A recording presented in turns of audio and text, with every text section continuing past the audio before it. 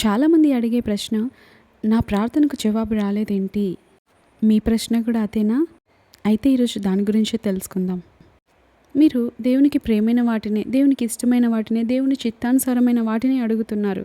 మీ ఉద్దేశం మంచిదే, అయినా కూడా జవాబు రావడం లేదా? దేవుని మహిమపరిచే కార్యమే అడుగుతున్నారు, అయినా కూడా జవాబు రావడం లేదా? అయితే మనం చేయవలసిన ఒక పని, మనల్ని మనం పరీక్షించుకోవాలి. మనం చాలాసార్లు మన ప్రార్థనకి జవాబు రాకపోతే దేవుడు మన ప్రార్థన వినలేదేమో, దేవునికి ఇష్టం లేదేమో, దేవుడు అన్యాయస్తుడు, కొందరికి మాత్రమే జవాబిస్తాడు, అదే ప్రార్థన వేరే వాళ్ళు అడిగితే జవాబిచ్చాడు, నేను అడిగితే మాత్రం ఆ ప్రార్థనకు జవాబు ఇవ్వలేదు అని చాలామంది బాధపడుతూ దేవుని ప్రశ్నిస్తారు. అయితే మనం చేయవలసిన పని ఉంది అక్కడ. మనల్ని మనం ముందుగా పరీక్షించుకోవాలి. మన ప్రార్థన కంటే కూడా మన జీవితాలను దేవుడు ఎక్కువగా గమనిస్తూ ఉంటాడు. మనం అనుకుంటాం ప్రార్థనలో ఉన్నప్పుడు భక్తిగా కనబడతాం దేవునికి. ప్రార్థనలో ఉన్నప్పుడు చాలా విలువైన పరిశుద్ధమైన పదాలను పలుకుతూ ఉంటాం. ఎందుకు? అప్పుడు మాత్రమే దేవుడు వింటున్నాడా? అప్పుడు మాత్రమే దేవుడు మనల్ని చూస్తున్నాడా? అప్పుడు మాత్రమే దేవుడు మనల్ని గమనిస్తున్నాడా? లేదు. ఆ సమయంలో ప్రత్యేకంగా చూస్తున్నాడు, మనకు సమీపంగా వస్తున్నాడు. అంత మాత్రమే కాదు, ఎవ్రీ సింగిల్ సెకండ్ ఆయన మనల్ని చూస్తున్నాడు, గమనిస్తున్నాడు. మన ప్రతి మాటను గమనిస్తున్నాడు. 24 గంటలు మనల్ని గమనిస్తూ ఉన్నాడు. నిత్యము మన కొరకు విజ్ఞాపన చేస్తూ ఉన్నాడు. కానీ మనం అనుకుంటాం, ప్రార్థనలో సర్వసృష్టికర్త అయిన దేవుని యొద్దకు నేను వెళ్తున్నాను కాబట్టి చాలా భయంగా ఉండాలి, చాలా భక్తిగా ఉండాలి, చాలా మంచి పదాలని వాడాలి అని ప్రార్థనలో భక్తిగా ఉంటాం. కానీ అదే భక్తిని దినమంతా కూడా మన జీవితంలో కలిగి ఉంటే, అదే ఆయనపై ఉన్నటువంటి ప్రార్థనలో ఉన్న భయము దినమంతా కూడా మన జీవితంలో కలిగి ఉంటే మనం గొప్ప మేలను పొందుకోగలుగుతాం. అవును, దేవుడు మన ప్రార్థనల కంటే కూడా మన జీవితాన్ని ఎక్కువగా పరిశీలిస్తూ గమనిస్తూ ఉంటాడు. మనం ఎంత గొప్పగా ప్రార్థించినా మన జీవితం సరిలేకపోతే, మనం ప్రార్థనలో ఉన్నప్పుడు భక్తిగా ఉండి తర్వాత భక్తిహీనులుగా జీవిస్తే, విశ్వాసముగా ప్రార్థించి అవిశ్వాసపు మాటలు తర్వాత పలుకుతుంటే ఏ రీతిగా దాని ప్రతిఫలం పొందుకోగలుగుతాం? అందుకే ప్రసంగి అంటాడు, ప్రసంగి గ్రంథం 5వ అధ్యాయంలో చాలా చక్కటి మాటలు ఉంటాయి. 5వ అధ్యాయం 1 నుండి 7 వచనాలను చదివితే అవి జీవితాలను మారుస్తాయి. ప్రార్థనలోనేమో మనం మంచి మాటలు పలికి తర్వాత మన నోటి మాటలను బట్టి దాని ఫలితం పోగొట్టుకుంటున్నామంట. యాకోబు భక్తుడు కూడా అదే మాటలు సెలవిస్తూ ఉంటాడు. నోటి గురించి చాలా చక్కటి మాటలు చెప్తూ ఉంటారు యాకోబు భక్తుడు. ఒకే సరస్సు నుండి మంచినీరును ఉప్పు నీరును ఉబుకునా, సేమ్ ఆ రీతిగానే ఉంది మీ జీవితం అని మన నాలుక గురించి యాకోబు భక్తుడు చాలా చక్కగా వివరిస్తాడు. మనం భక్తిగా ప్రార్థనలో ఉన్నప్పుడు భక్తితో కూడిన మాటలు, పరిశుద్ధమైన మాటలు, పవిత్రమైన మాటలు పలుకుతాం విశ్వాసముతో. కానీ ప్రార్థన అయిపోయిన తర్వాత ఎలాంటి మాటలు పలుకుతున్నాం, దాన్ని బట్టి మన ఫలితం ఆధారపడి ఉంటుంది. మనం ప్రార్థనలో దేవుని సన్నిధిలో గడుపుతున్నప్పుడు ఏ రీతిగా పరిశుద్ధంగా ఉంటామో అంతే పరిశుద్ధంగా మన తలంపులను, మన జీవితాన్ని, మన వైఖరిని, స్వభావాన్ని, ఎమోషన్స్ని అన్నిటినీ మిగతా సమయం అంతా కూడా మనం కాపాడుకోగలిగితే మన ఫలితం చాలా ఉన్నతంగా ఉంటుంది. సమూయేలు నోట నుండి వచ్చిన ఏ మాట వ్యర్థంగా నేలన పడలేదంట. మన జీవితాన్ని కూడా దేవుడు ఆ రీతిగా చేయగలిగిన సమర్థుడు. ఈరోజు మీ ప్రార్థనకి జవాబు రావట్లేదు అంటే ఒక్కసారి మన జీవితాలను పరిశీలించుకుందాం. జవాబు రానంత మాత్రాన ఆయన వినలేదని కాదు. ఆయన వాక్యం సెలవిస్తుంది, విననేరక యుండునట్లు ఆయన చెవులు మందం కాలేదంట. ఆయన మనకు సహాయం చేయకుండా ఉండడానికి ఆయన హస్తము కొరచ కాలేదు. ఆయన మనలను చూడకుండా ఉండడానికి ఆయన దృష్టి మాంద్యము కాలేదు. ఆయన చూస్తూ ఉన్నాడు, వింటూ ఉన్నాడు, గమనిస్తున్నాడు.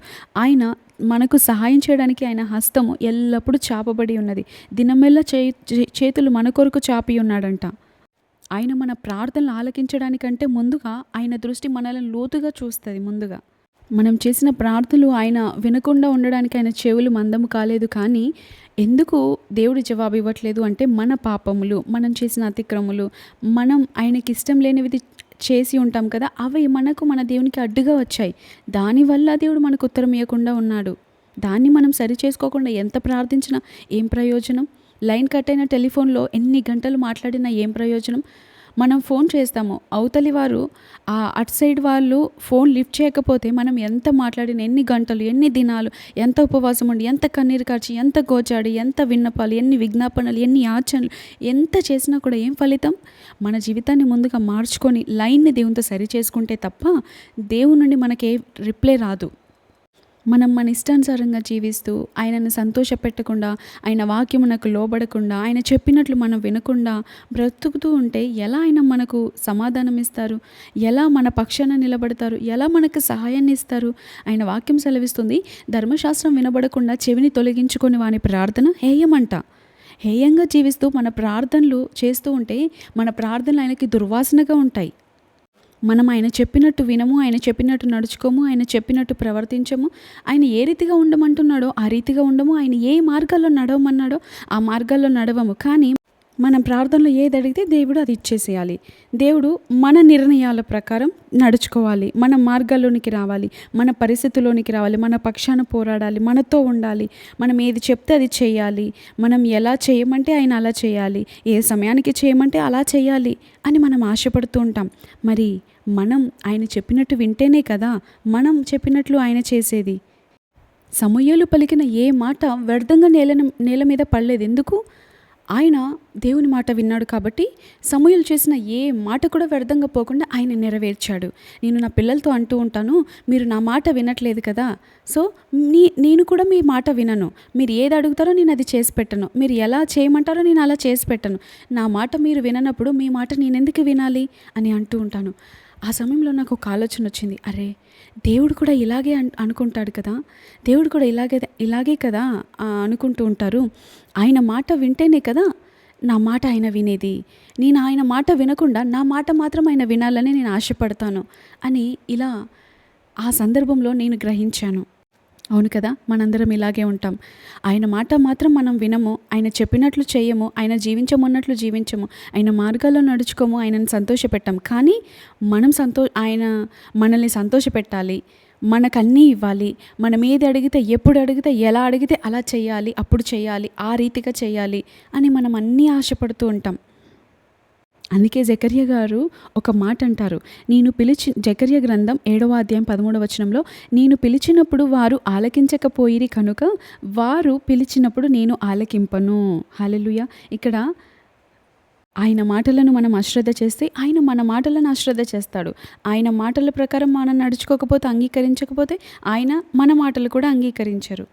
మనం ఆయన మాటల ప్రకారం జీవిస్తూ, ఆయన మాటలు వింటూ, ఆయన మాటల ప్రకారం బ్రతుకుతూ ఉంటే ధైర్యంగా మనం దేవుని సన్నిధిలో ప్రార్థించగలుగుతాం, ధైర్యంగా ఉండగలుగుతాం. ఆయన ఆజ్ఞలు గైకొనుట వలన మనకు లాభమే, అంతేకాని నష్టమేమీ జరగదు. అది కొంచెం కష్టంగా ఉండవచ్చు, నొప్పిగా ఉండవచ్చు, కానీ తుదకది మనకు దీవెనకరంగా మారుతుంది. అయితే ఇప్పుడు దేవుడు నా ప్రార్థన విని దానికి జవాబు ఇవ్వాలంటే నేనేం చేయాలి అనే ఆలోచన మీలో కలుగుతుందా? అయితే మనం చేయవలసింది మన ప్రవర్తన ఏ రీతిగా ఉందో చూసుకోవాలి. మనం ప్రార్థించడానికి దేవుని సన్నిధిలోనికి వెళ్ళినప్పుడు మొదటగా మన హృదయాన్ని పరిశీలించుకోవాలి. ఎవరి మీదనైనా కోపం ఉందా? ఎవరినైనా తిట్టామా? ఎవరినైనా ద్వేషించామా? ఎవరినైనా దూషించామా? ఎవరికైనా వ్యతిరేకంగా మాట్లాడామా? ఏదైనా దొంగిలించామా? ఎవరికైనా ఇవ్వవలసింది అచ్చి ఉన్నామా? ఎవరికైనా ఇస్తానని చెప్పి మాట ఇచ్చి తప్పిపోయామా? ఇలా ఏమైనా లోపాలు ఉన్నట్లయితే వాటిని సరిచేసుకొని, దేవా మరి ఇలా చేశాను, నీ రక్తంతో నన్ను కడిగినందుకు నీకు వందనాలని మన పాపాలన్నింటినీ, మన తప్పిదములు చిన్న చిన్నవే అనుకుంటాం చాలాసార్లు, కానీ దాని ద్వారా మనం పెద్ద ఫలితాన్ని పోగొట్టుకుంటూ ఉంటాము. వాటిని ఎప్పుడైతే విడిచిపెడతామో, వాటిని ఎప్పుడైతే దేవుని సన్నిధిలో ఒప్పుకుంటామో మనం కనికరం పొందుకుంటాం. ఎవరిపైనో కోపం పెట్టుకొని వారిని క్షమించకుండా మనం ప్రార్థన చేస్తే మనకే నష్టం, వారికి కాదు. కొండలను పెకిలింపగలిగిన విశ్వాసం మనకున్న, ప్రేమ లేకపోతే సమస్తం వ్యర్థమే. అందుకే దేవుని వాక్యం సెలవిస్తుంది, 2 ఆజ్ఞలు ఇచ్చారు దేవుడు మనకి. నీ దేవుడిని ప్రేమించు, నీ పొరుగువాన్ని ప్రేమించు. ఇంకా దాన్ని ఒక్క మాటలో 2 అక్షరాల్లో చెప్పాలంటే ప్రేమ. అవును, దేవుణ్ణి ప్రేమించాలి, పొరుగువాన్ని ప్రేమించాలి. అందులో ఏముంది? ప్రేమ, లవ్. ప్రేమ ఎక్కడైతే ఉంటుందో అక్కడ మత్సరం ఉండదు, అక్కడ స్వార్థం ఉండదు, అక్కడ డంబంగా ప్రవర్తించడం ఉండదు, అక్కడ దీర్ఘశాంతం ఉంటుంది, అక్కడ సహనం ఉంటుంది, అక్కడ ఓర్చుకోవడం ఉంటుంది, అక్కడ తప్పిదములన్నీ మరుగు చేయబడతాయి, దాచిపెట్టబడతాయి. ప్రేమ లేకపోతే మనం ఎన్ని గంటలు ప్రార్థించినా, ప్రేమ లేకుండా ఎంత విశ్వాసం కలిగి ఉన్నా, పౌలు భక్తుడు అంటాడు కదా, ప్రేమ లేకపోతే నీవు వ్యర్థుడవే, యు ఆర్ ఎ టింక్లింగ్ బెల్ అంటాడు. అందుకే నిరీక్షణ, విశ్వాసము, ప్రేమ, ఈ మూడింటిలో నిలిచేది ప్రేమ అంట. ప్రేమ శ్రేష్టమైనది. అందుకే మనం కనిపించే ఒక మనిషిని ప్రేమించలేనప్పుడు కనిపించని దేవుని ఎలా ప్రేమించగలుగుతాం? నేను నా నోట్స్లో ఒక మాట రాసుకున్నాను, ప్రజలతో ప్రేమ నడవడిక ప్రభుతో ప్రార్థించడానికి మనకు సహకరిస్తుందంట. మనం ప్రజల మీద కోపపడి, ప్రజలకు సహకరించకుండా, ప్రజలతో సరిగ్గా మాట్లాడకుండా, ప్రజలతో సరిగ్గా ప్రవర్తించకుండా ప్రార్థిస్తే దాని ఫలితం మనం పొందుకోలేము. ఎంత ప్రార్థించినా దాని ఫలితం మనం పొందుకోలేము. ప్రార్థన ద్వారా అసాధారణమైన కార్యాలను కూడా మనం సాధించగలుగుతాం. యేసుప్రభు వారు 3.5 సంవత్సరాలు ప్రార్థించి సాధించిన వాటిని మనం ఈ రీతిగా జీవిస్తూ చేస్తే 300 సంవత్సరాలైనా కూడా సాధించలేము. ఆయన ప్రార్థనతో సాధించిన కార్యాలు చూస్తే ఎంత ఆశ్చర్యం కలుగుతుంది. అక్కడ లాజరు చనిపోయి 4 దినాలు అవుతుంది. ఆయన కుళ్ళిపోయి ఉన్నాడు. కానీ ఆయన సమాధి ఎదుట నిలబడి అసలు ఎంత ధైర్యంగా ప్రార్థిస్తున్నాడు చూడండి. తండ్రి, నీవు నా మనవి వినినందుకు నీకు కృతజ్ఞతాస్తుతులు చెల్లిస్తున్నాను. ఏంటి, అసలు ప్రార్థనే ఏం చేయలేదు. మొదటగా ఏం చెప్తున్నాడు? తండ్రి, నీవు నా మనవి వినినందుకు నీ కృతజ్ఞతాస్తుతులంట. నీవు ఎల్లప్పుడూ నా మనవి వినుచున్నావని నేను ఎరుగుదును. ఎంత ధైర్యం చూడండి. దీనికి కారణం ఏంటి? అవును, దీనికి కారణం ఉంది. ఏమంటున్నారో తెలుసా? ఇంకో చోట, తండ్రికి ఇష్టమైన కార్యం నేను ఎల్లప్పుడూ చేయుదును కనుక ఆయన నన్ను ఒంటరిగా విడిచిపెట్టలేదు. ఇది రహస్యం. యేసుప్రభు వారి యొక్క రహస్యం ఇది. ఇదే మన రహస్యమై ఉండాలి. మనం ఆయన చెప్పినట్లు మనం నడుచుకుంటే మనం చెప్పినట్లు ఆయన చేస్తారు. ఆయన చెప్పినట్లు మనం వింటే మనం చెప్పింది ఆయన వింటారు. ఆయన చెప్పింది మనం చేస్తే మనం చెప్పింది ఆయన చేస్తారు.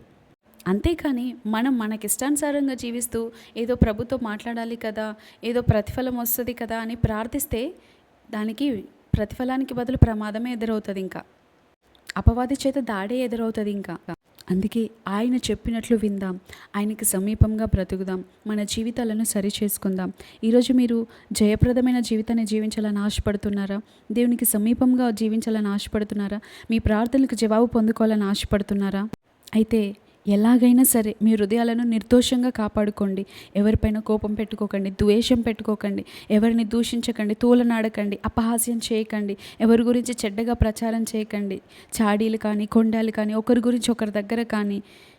వేరే వాళ్ళు మనల్ని పరలోక రాజ్యం తీసుకెళ్లరు. వేరే వాళ్ళు మన కొరకు లెక్క అప్పచెప్పరు. మన జీవితం మనం సరిగ్గా బ్రతికితేనే మనకు పరలోకం. మన జీవితం గురించి మనము లెక్క అప్పచెప్పాలి. కాబట్టి మనం సరిగ్గా బ్రతుకుదాం. ఇలా జీవించినట్లయితే దేవుడు తప్పకుండా మన ప్రార్థనలకి జవాబిస్తారు. అటు కృపాభాగ్యం దేవుడు మనకు అనుగ్రహించి నడిపించును గాక. ఆమేన్. Thank you all. Praise the lord.